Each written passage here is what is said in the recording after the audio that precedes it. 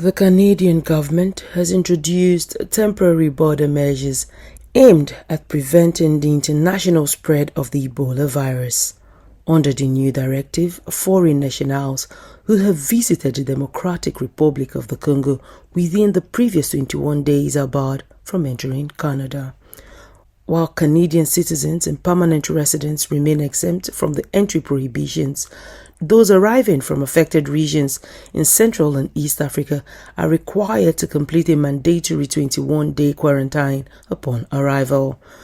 The public health policy comes as health agencies in the DRC work to contain an active Ebola outbreak that has recorded over 2,100 cases and more than 800 deaths.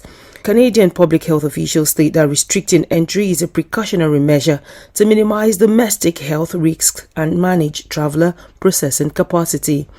However, the policy runs counter to guidance from the World Health Organization.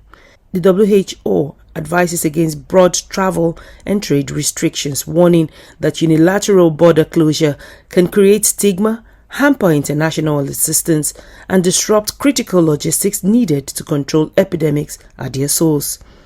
Canada's policy adjustment reflects broader border strategies recently adopted across North America, where neighboring authorities have also tightened travel protocols for individuals arriving from affected zones. Public health bodies in Europe have maintained a different approach, recommending against blanket entry bans to ensure the uninterrupted delivery of medical supplies and field support.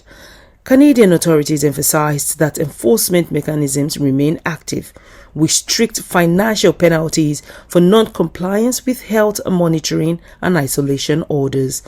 As international health organizations and national governments balance public safety with global mobility, the situation highlights the diplomatic challenges of managing health emergencies. The long-term containment of the outbreak will require balancing regional public health measures with sustained support for frontline health workers in Central Africa. I am Otaria Benjamin, reporting with clarity on the issues that impact our continent.